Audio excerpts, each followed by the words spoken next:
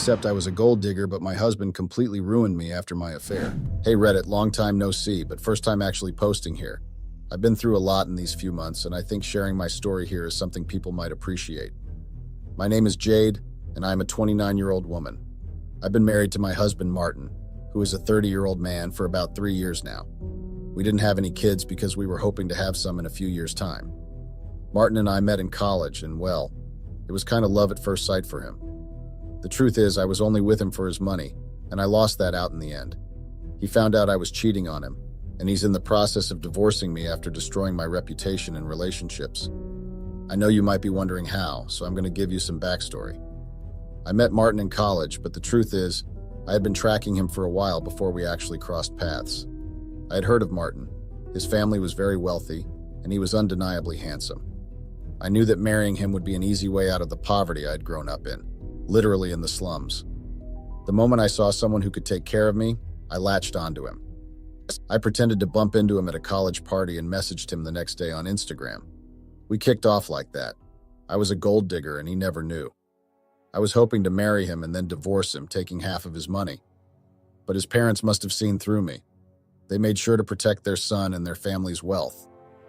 Like I said before, I met Martin at a college party, and we hit it off. Surprisingly, he didn't ask for my number, so I took matters into my own hands and messaged him on Instagram the next day. I was the one who pursued him relentlessly. At that time, Martin had just come out of a relationship and wasn't really looking to date again for a while. However, when he saw how much I liked him, he relented and asked me out. But the truth is, at first, I didn't really like him for who he was. I was just attracted to his handsome face and his wealth. Our first date was at a fancy restaurant in the city.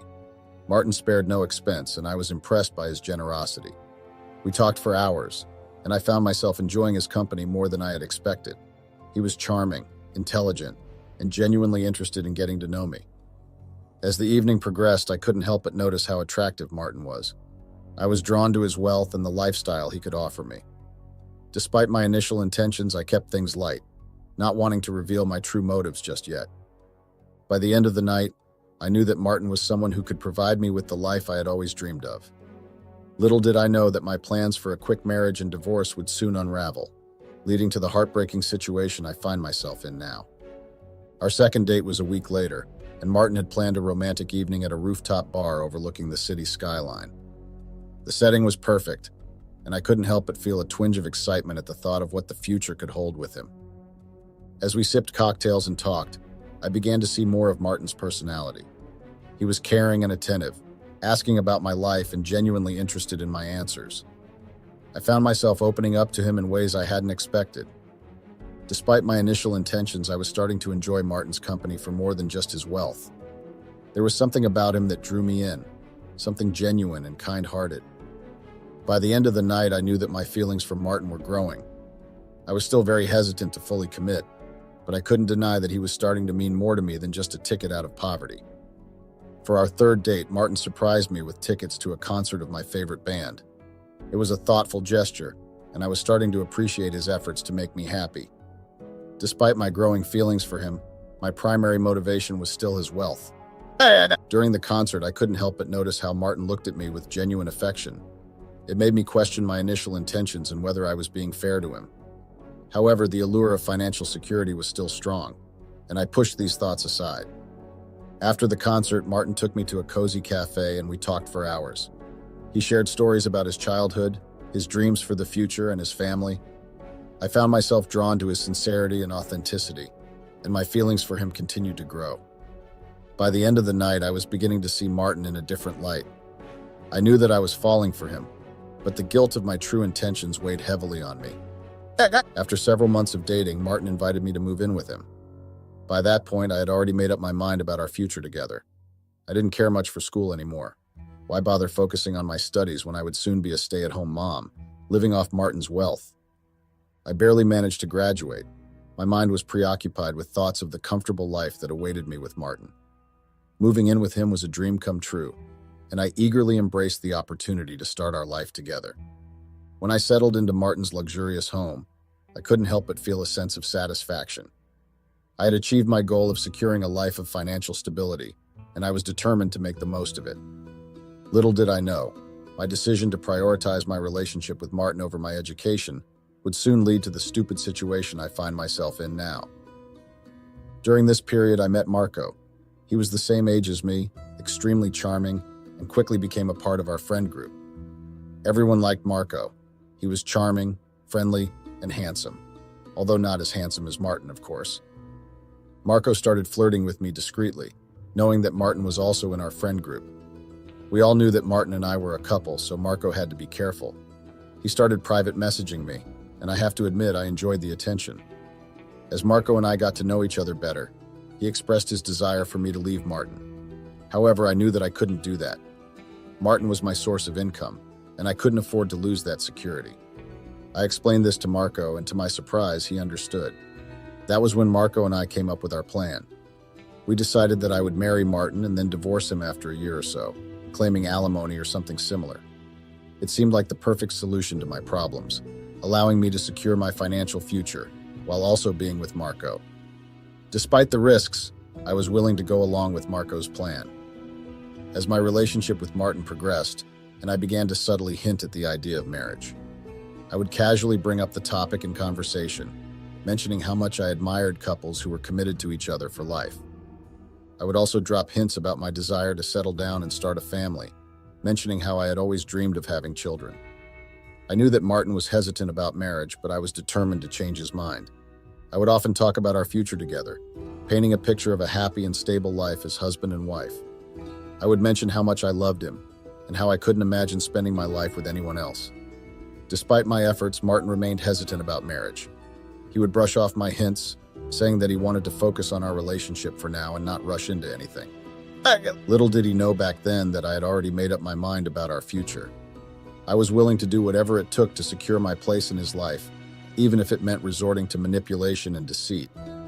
As Marco and I grew closer, he too began to pressure me to make Martin marry me. He argued that marrying Martin was the key to securing my financial future, and that I needed to do whatever it took to make it happen. We argued about it a few times, with Marco frustrated by my apparent lack of progress. I had to explain to him that Martin wasn't easily influenced and that these things take time. I reassured Marco that I was doing everything I could to make Martin see things my way. I even considered getting pregnant for Martin, believing that it would strengthen our bond and make him more likely to propose. However, Martin was very careful, always insisting on using protection. He had made it clear that he didn't want kids until his 30s, which made my plan more challenging. Plus, Marco and I debated the idea numerous times, with him arguing that having a child with Martin would make leaving him much harder and would be too much work. I knew he was right, but the thought of losing Martin's financial support was too much to bear. As my relationship with Marco deepened, so did his demands for me to extract more money from Martin.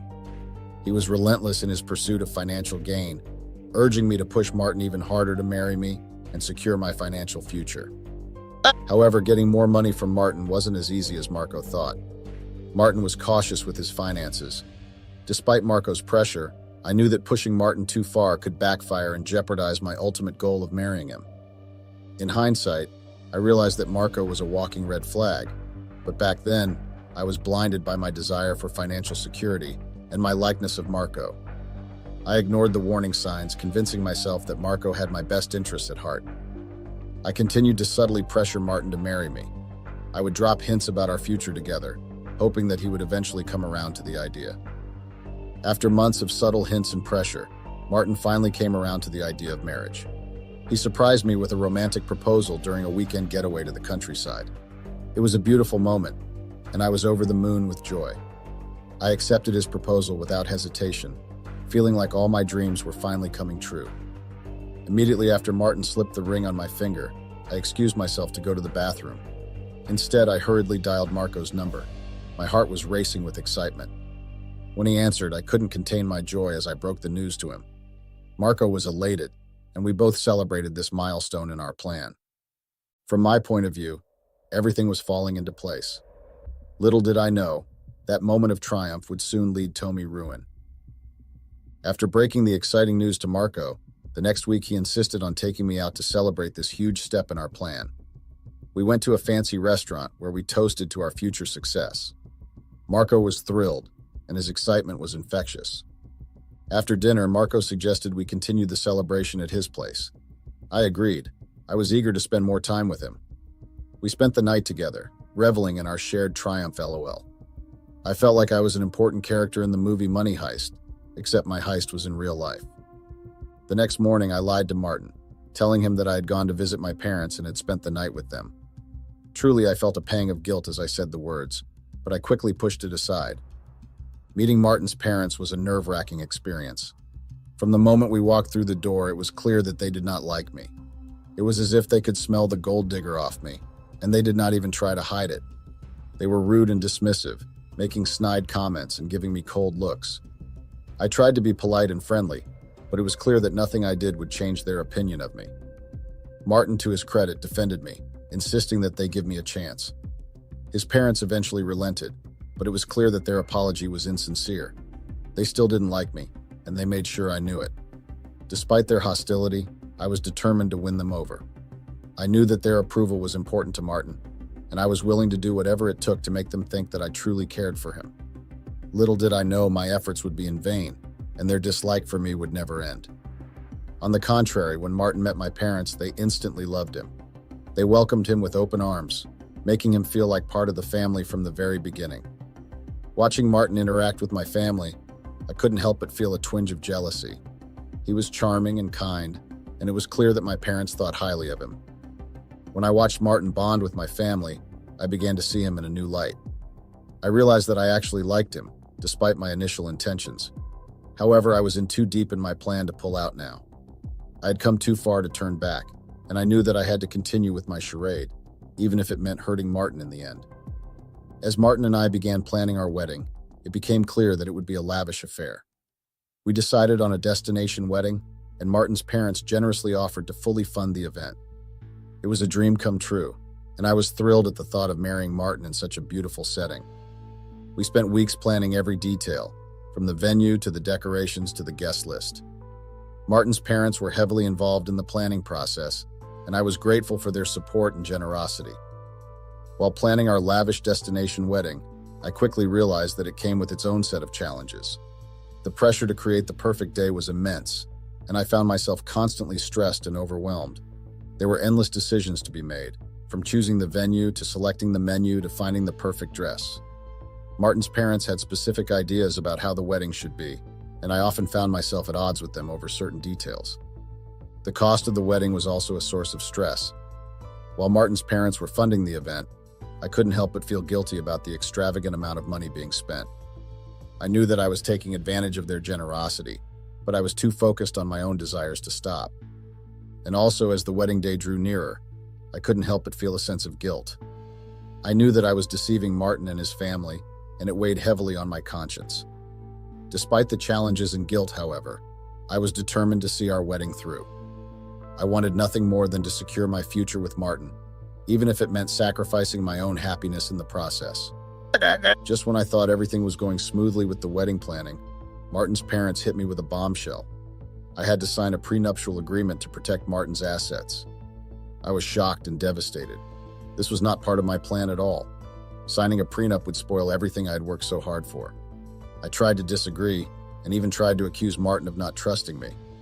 I argued with his parents, pleading my case and trying to convince them to change their minds. But they were adamant. They insisted that it was necessary to protect Martin's wealth. Martin, wanting to avoid further conflict, urged me to just sign the prenup and let his parents leave us alone. I knew I had no choice. If I didn't sign, they would see right through my charade. I was distraught. I even confided in Marco, hoping for some kind of solution. But even he was at a loss. He advised me to press down on Martin and his parents, but it was clear that they were not going to budge. In the end, I had to sign the prenup. As a gift for signing, Martin's parents offered to buy us a house in any location of our choosing. However, the house would also be in Martin's name and protected by the prenup. The prenup changed everything. Marco and I had to rethink our entire plan. Divorcing Martin after a year or two was no longer an option, as it would be obvious that I would get nothing out of the marriage due to the prenup. I was left with two choices: marry Martin and have children to secure child support, or wait until he died to inherit his wealth. But who knew when Martin would pass away? He could live for decades, and I couldn't afford to wait that long. I needed a plan that would guarantee me some financial security. After much discussion, Marco and I decided on a new plan. I would marry Martin and try to get as much money from him as possible. I would save every penny I could, cutting back on my extravagant spending habits. If Martin gave me money for clothes, I would save most of it and only spend a fraction on what I needed. It was a drastic change from my previous lifestyle, but I knew it was necessary if I wanted to secure my future. I'd grown up poor and had never experienced the finer things in life until I met Martin. I loved spending, but I realized that if I wanted to get anything out of this marriage, I had to save as much as I could and ask Martin for as much money as possible. There was a moment when I considered abandoning my plan and staying with Martin.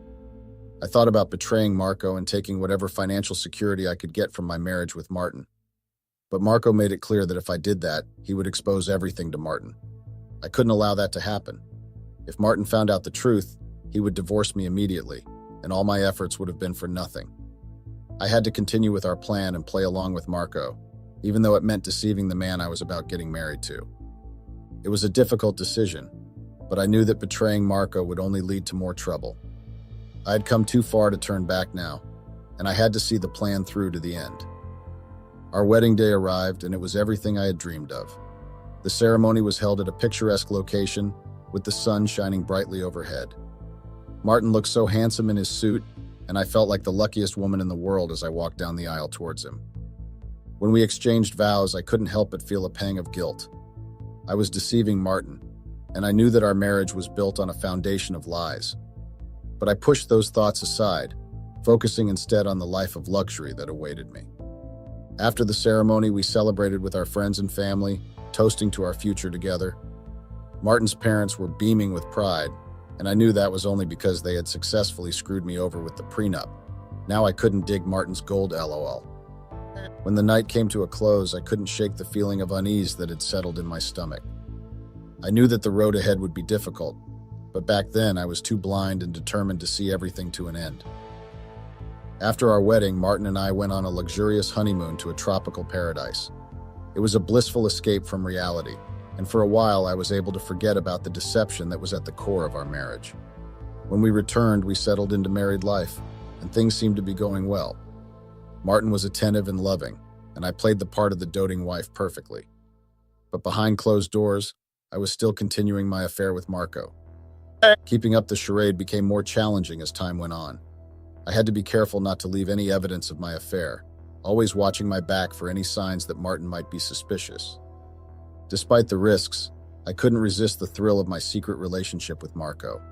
He was everything Martin wasn't, spontaneous and exciting. I knew that I was playing a dangerous game, but I was willing to take the risk for the sake of my own happiness. I lied to Martin more times than I could count. I would tell him I was going to visit and stay over at my parents' house when I was actually going to spend the night with Marco.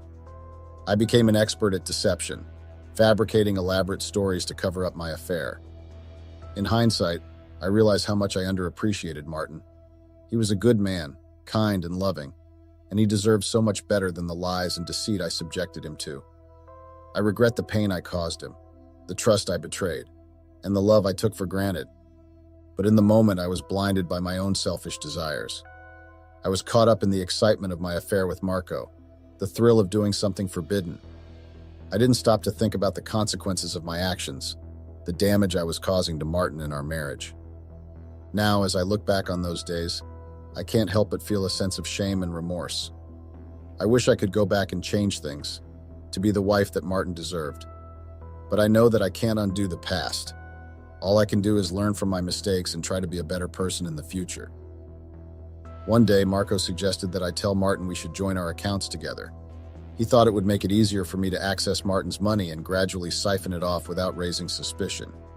I agreed to the plan, thinking it would of course be a step towards securing my financial future. When I broached the subject with Martin, however, he refused. He said he believed in maintaining separate accounts but having a joint account for shared expenses and bills. I was disappointed, as I had hoped to have more control over his finances. Martin's refusal was a reminder of the boundaries I was trying to push. Despite my efforts to manipulate the situation, he remained steadfast in his beliefs. Not it is like a wake-up call for me, a reminder that my actions has consequences, and that I can't always get what I wanted. As time went on, I realized that Martin was inadvertently making it easy for me to siphon money from him. When we first met, I had made it clear that I wanted to be a stay-at-home mom and be treated like a princess, and Martin was taking that literally. Martin insisted on us keeping separate accounts, with only a joint account for bills. This meant that he would often buy things for me instead of giving me the money directly. He was a much better shopper than I was, and he was able to spot a fake from a real just by looking at them. I, on the other hand, had grown up in the slums and didn't have an eye for spotting the difference. Martin's preference for buying things for me meant that I couldn't save the money or sell the items for cash. If anything went missing, he would notice, and I couldn't come up with a plausible excuse. It was a frustrating situation, as I was unable to save or use the money for my own purposes. Even for vacations, Martin would always be the one to book our tickets and make the arrangements. I was completely dependent on him financially, and it was becoming increasingly difficult to maintain my double life with Marco. Whenever I complained about not having access to money, Martin would bring up the fact that I had wanted to be treated like a princess. He would remind me of my own words, and I couldn't dispute them. It was frustrating because while he occasionally gave me his card to go shopping, it was rare, and I couldn't use it without his knowledge. I couldn't buy items of lesser value either, as Martin would notice. He had a keen eye for quality and would often choose the best for me. It was surprising, as Martin was the most generous person I knew. He wasn't being greedy or selfish. He just preferred to buy things for me himself, as he was a better shopper than I was. I realized that I had trapped myself in a situation where I was financially dependent on Martin, unable to save or spend money without his knowledge. It was a sobering realization, and I knew that if I wanted to change things, I would have to find a way to do it without raising suspicion. 3 years into our marriage, I still couldn't save anything. Marco was getting impatient, frustrated by the fact that I hadn't been able to save a dime in all this time. But the truth was, Martin was just too smart. Despite my best efforts to manipulate the situation, Martin always seemed to be one step ahead. He never gave me direct access to money, always buying things for me himself. He was careful with his finances, and I couldn't find a way to get around his watchful eye. I realized that I was still stuck in a marriage where I had no financial independence. I was completely dependent on Martin, and was still unable to save or spend money without his knowledge. It was a frustrating and demoralizing situation. I knew that if I wanted to change things, I would have to come up with a new plan. But I was trying so hard and coming up with numerous plans, but nothing was working. Despite my inability to save money, I continued my secret affair with Marco. My resentment towards Martin for being so cautious with his finances grew, and I found myself pushing away from him, unconsciously distancing myself from our marriage. I couldn't help but feel frustrated and trapped. My plan to secure my financial future was failing, and I didn't know how to fix it. Marco's constant pressure only added to my stress, and I began to resent Martin for being so careful with his money. As the distance between us grew, I found solace in my affair with Marco. He was a welcome distraction from the problems in my marriage, and I enjoyed the excitement and thrill of our secret relationship. But deep down, I knew that I was only digging myself into a deeper hole. My marriage was crumbling, and I was to blame. I had let my greed and desire for financial security cloud my judgment, and now I was paying the price. As I continued my affair with Marco, I began to notice that Martin was also distancing himself from me. It seemed like he could sense that something was wrong, and I realized that I needed to prioritize my marriage before it was too late. I knew I had to jump out of the sinking ship that I was in with Marco and end things with him, and then focus on rebuilding my relationship with Martin. But Marco wasn't going to let me go easily. He had threatened to tell Martin everything if I ever tried to leave him, so I had to be careful in my approach. I decided to subtly detach myself from Marco by telling him that I wanted to regain Martin's trust and grow closer to him. I explained that I wouldn't be able to see him as often as before. Despite his initial anger, Marco reluctantly agreed, knowing that he needed me to make any progress regarding the money. I started to invest more time and effort into my marriage. I cooked more, took better care of the house, and made an effort to be more attentive to Martin's needs. I even started doing little things for him, like offering massages after his long days at work. However, despite my efforts, it felt like there was still a significant distance between us. The money. I started cooking more and taking care of the house more attentively. I paid more attention to Martin, doing little things for him like offering him massages when he came back from work. But despite all my efforts, it felt like the bridge between us was still too wide. During the Christmas period, Martin's parents invited us and some others for dinner at their place, and we went. By then, I had stopped visiting Marco, knowing that I needed to cut him off. However, it seemed like he had sensed my plan to detach, as he started calling me relentlessly. I regret not putting my phone on silent that day. At Martin's parents' place, things were going fine. Martin's parents had never really liked me, so they didn't include me much in their conversations and kept giving me weird looks. Marco kept calling me, and at some point Martin and everyone noticed. I lied, saying it was a friend, and excused myself to go to the bathroom and take the call. In the bathroom, I reassured Marco that I wasn't abandoning him, and that I was just busy trying to get closer to Martin. I told him to stop calling because I was with Martin and his family, and he wouldn't want them finding out about our plan. Marco apologized, and we ended the call. When I came out of the bathroom, I bumped into Martin, who looked furious. I tried to play it off, but he knew. He told me he had known for a long time and that he was going to ruin my life. He said he had given me many chances to stop and retrace my steps, but I had refused. He called me a horrible human being and said that this was what he got for helping me better my life and taking me out of the slums. At that point, Martin's parents joined us and they gave me dirty looks. Then it dawned on me that Martin had told them everything. The reason they had been eyeing me weirdly the entire night was because he had exposed my affair and my plan to deceive him. I was utterly shocked, and at one point I think I started crying, but my tears weren't fooling anyone. And honestly, everything that happened feels so blurry in my head because I was so shocked. Martin had to storm off because he was really angry and said he didn't want to hurt anyone. He drove off, leaving me stranded with no ride home. I had to use money from my personal account to order an Uber. When I got home, Martin was literally throwing out my things onto the porch. I tried talking to him, but he wouldn't listen. He told me not to touch him and revealed that he had known about my affair and plan with Marco for a very long time, barely a month after we were married. He confessed that he had been silent for so long because he wanted to frustrate me, and because he was heartbroken that I would betray him like that. He expressed gratitude that his parents had insisted on the prenup, which now protected him from losing everything. 1,001 questions were reeling around in my head.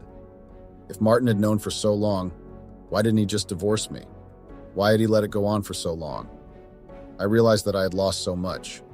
There was no getting through to Martin no matter how hard I tried. After throwing out my clothes, Martin told me to never come back. He didn't even let me take my purses and jewelry, saying there was no way he would let me sell them. All he gave me were my clothes.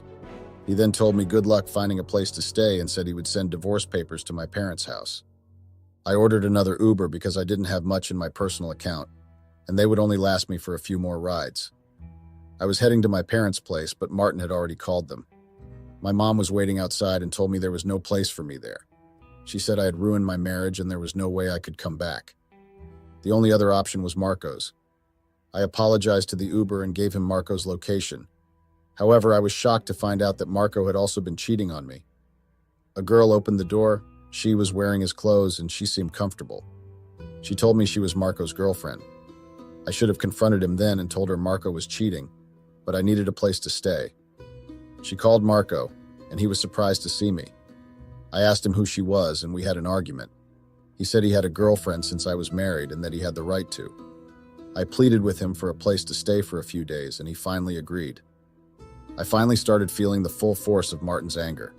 It didn't take long, and Marco was suddenly laid off from work for what seemed like no reason at all. They cited indecent behavior, but Marco insisted he had never been indecent at work. He came home angry, and I knew it was definitely Martin's doing. Maybe Martin knew the owner of the place where Marco worked, or maybe they were friends, but it was clear Martin had a hand in it.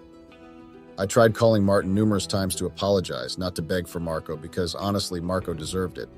However, Martin refused to pick up, and I think he even blocked me at one point. After 2 days at Marco's place, he told me I had to leave. He insulted me, saying I was sloppy, and that the only reason Martin caught up to us was because I had been sloppy at hiding evidence. He called me stupid and told me to get out. He was pretty sure the reason he got laid off was because of Martin. Martin's parents were wealthy and knew a lot of people, so it was likely that one of them got Marco fired. Thankfully, however, I would later find out months later that Marco couldn't land a single job after that due to Martin's influence, and the last I heard of him, they said his life took a turn for the worse as a result of that. I had to leave and go to a homeless shelter. It felt like a cruel twist of fate or karma's retribution. How did I go from living in a 7-bedroom house with a home theater, swimming pool, and even a gym to staying in a homeless shelter? All because I listened to stupid Marco, and all because of my greed. I realized that Marco hadn't even liked me. He just saw an opportunity to get rich quick through me and tried to capitalize on it. Now I was left with nothing. Martin still hasn't gotten in touch with me, and the only communication I received was a text saying he was still working on the divorce papers and would send them to my parents' house. My parents also told me they would inform me once the papers arrived so I could come pick them up. It was a harsh reality check, and I couldn't help but wonder how I had fallen so low. So I guess my reason for sharing this story with you all is, don't be greedy. If I hadn't been greedy and just worked on my relationship with Martin, I'd be in a much better place. Now my family has rejected me. I'm stranded, and I don't even have a good degree since I barely graduated. Getting a job that pays well will be hard, and all my friends have abandoned me to support Martin. It's a lonely place to be. So the lesson here is don't cheat and don't be greedy. It's not worth it in the end. Hey Reddit, this is my first post here, and I never thought I'd be in a situation like this. But here I am seeking advice. My husband Fred has given me an ultimatum: end my friendship with my childhood friend Josh, or end our marriage. It's a shock to me because Josh has been a part of my life for as long as I can remember, and Fred knows how important he is to me. Fred and I met in college, and it was like a fairy tale. He's charming, popular, and everyone loves him. I, on the other hand, am more reserved and not as outgoing as Fred.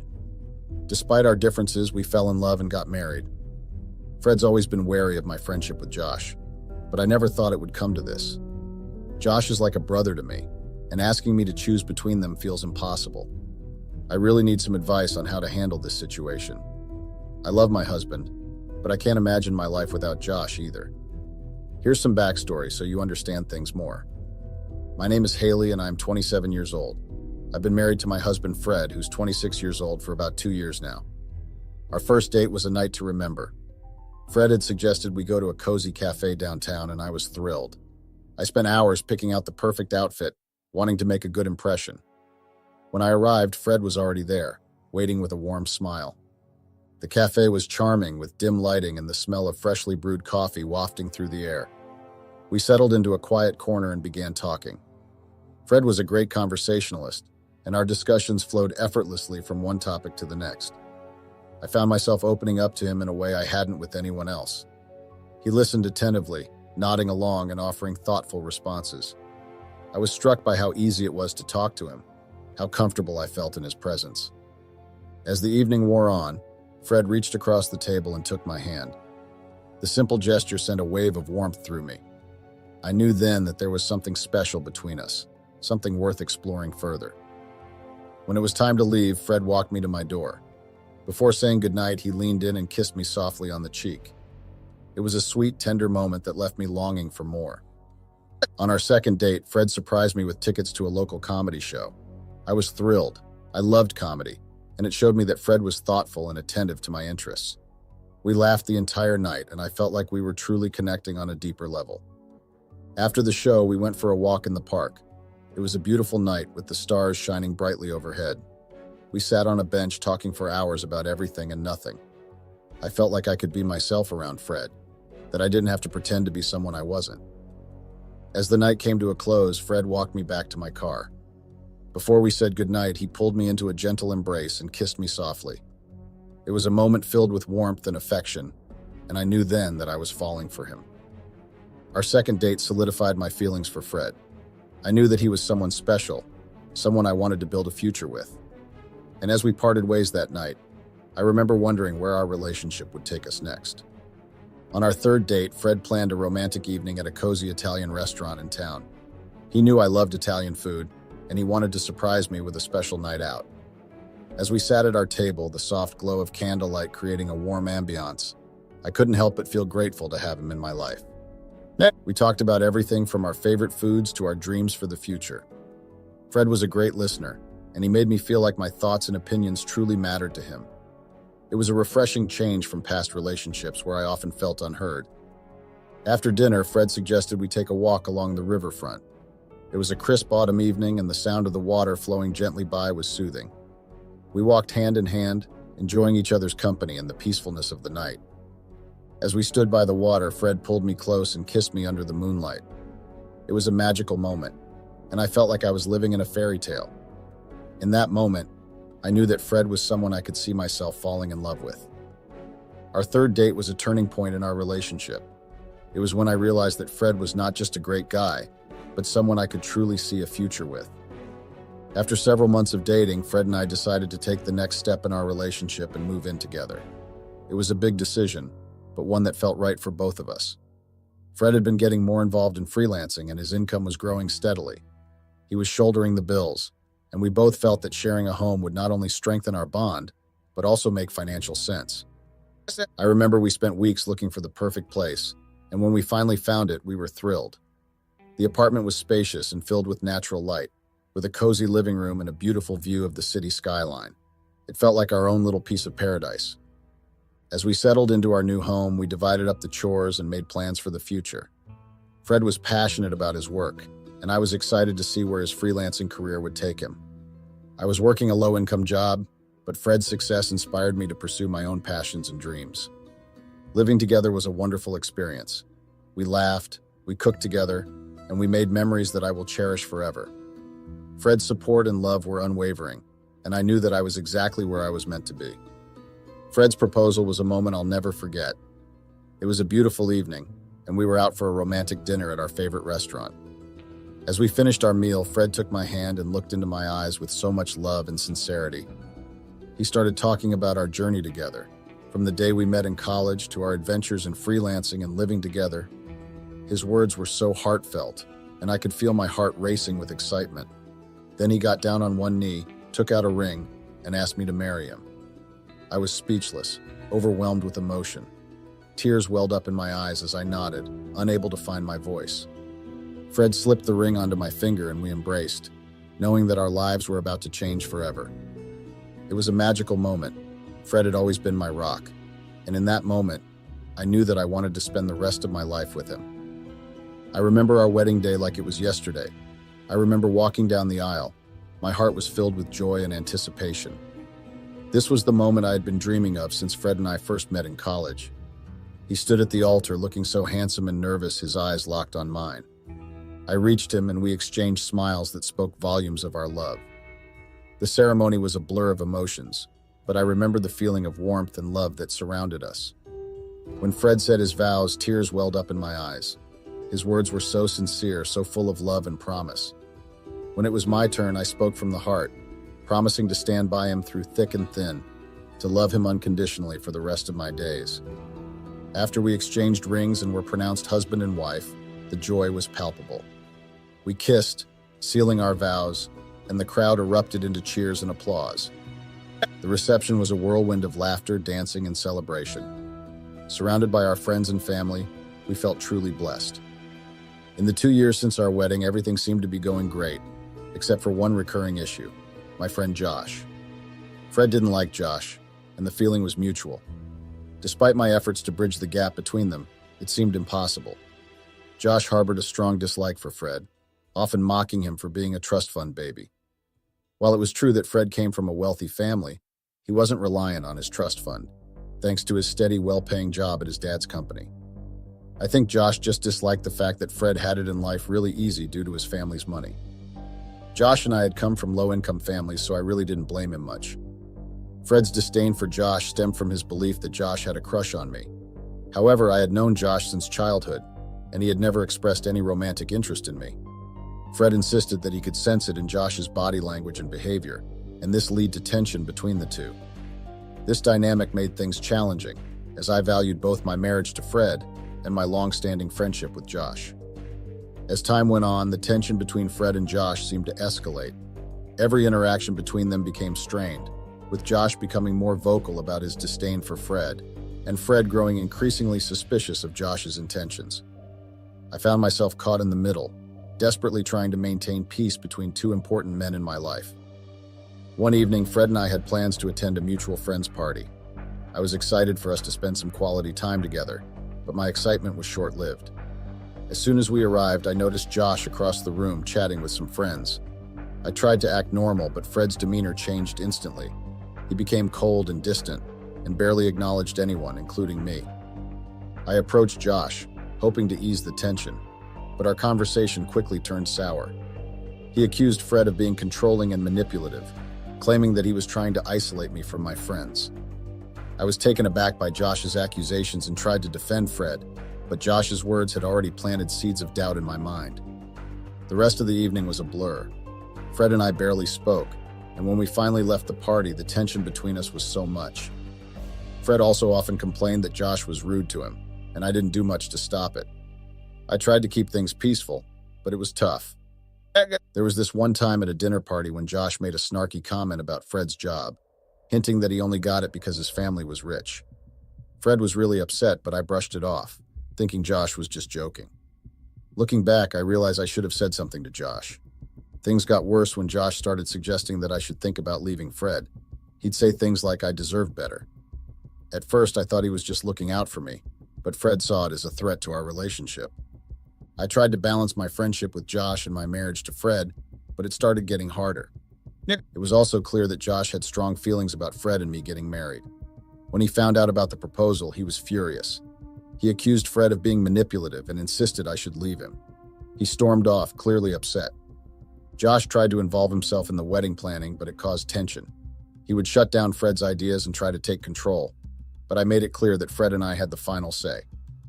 During Fred's bachelor party, which I had to persuade Fred to invite Josh to, things got even more complicated. I later found out from Fred's best friend that Josh had tried to get Fred to cheat on me by arranging for a stripper. Fortunately, Fred refused, but it was a troubling revelation. On our wedding day, Josh's behavior reached a new low. He arrived drunk, which led to him vomiting on Fred's suit and causing a scene. His actions were embarrassing and disrespectful. During his speech, which was already slurred and incoherent due to his intoxication, Josh said rude things about Fred. It was clear that he had no regard for our special day or for Fred. His behavior was a stark contrast to the joy and celebration we had hoped for on our wedding day. Fred also often feels that Josh crosses boundaries in his interactions with me.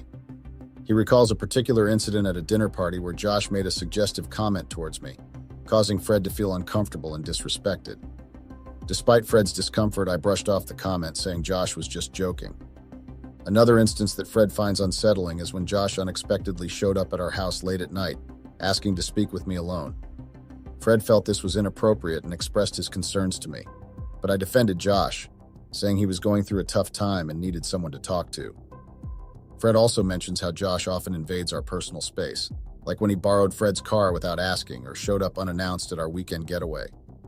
These actions leave Fred feeling like Josh doesn't respect our relationship or boundaries. I, on the other hand, see these incidents differently. I view Josh as a close friend who is sometimes a bit impulsive but means well.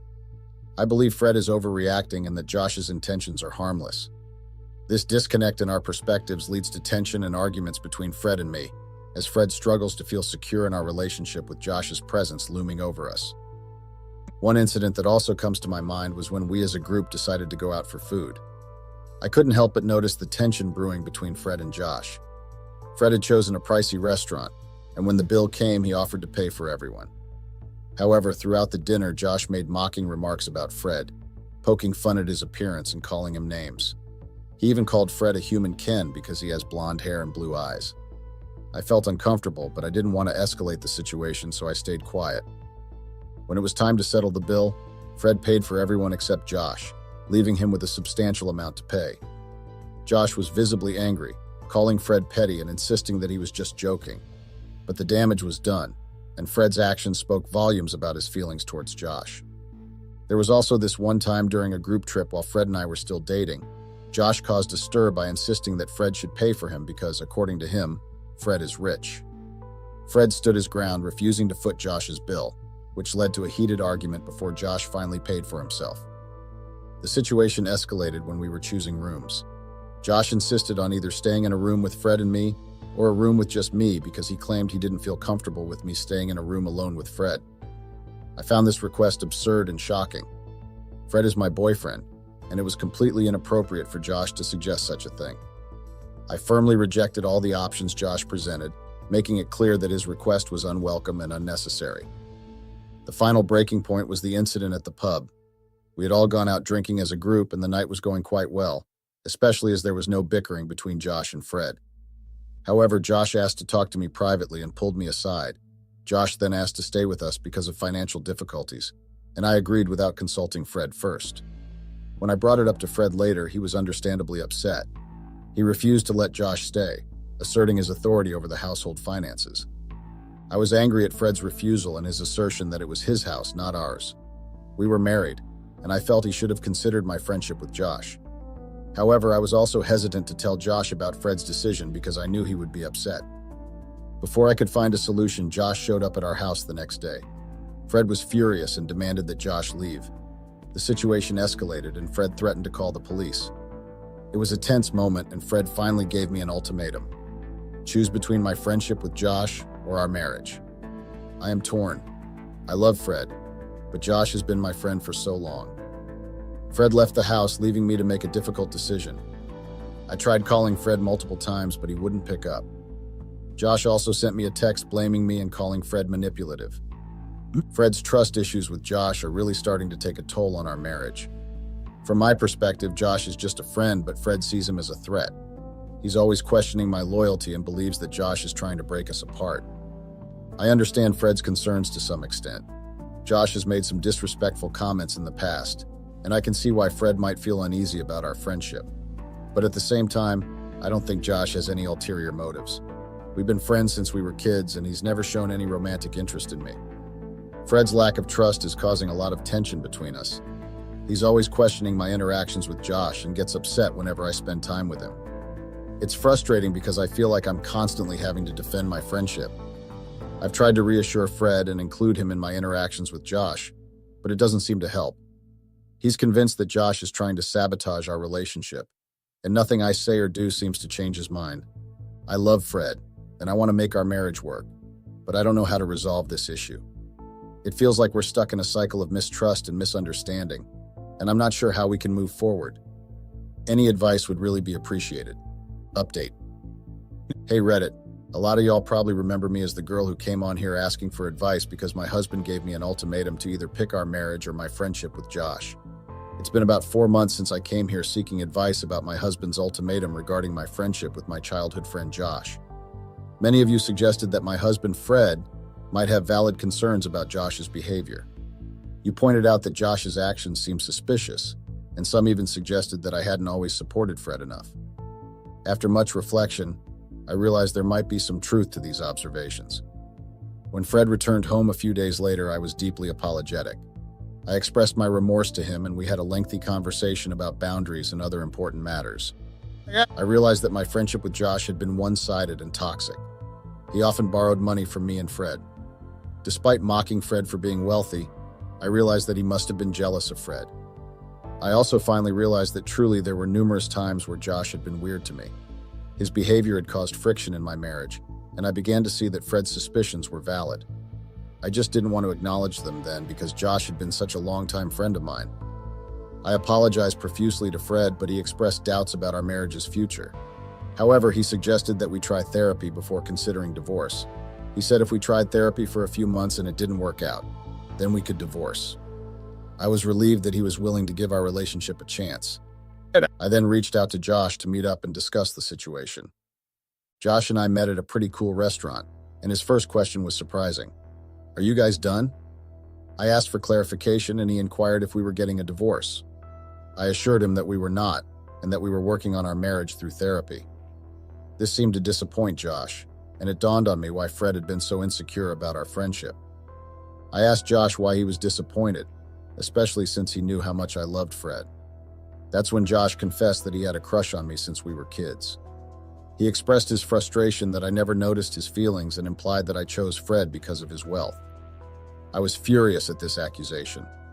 I reminded Josh that he had never once confessed his feelings to me in all the years we'd known each other, even during my single days. I also found it disrespectful for him to suggest that I married Fred for his money.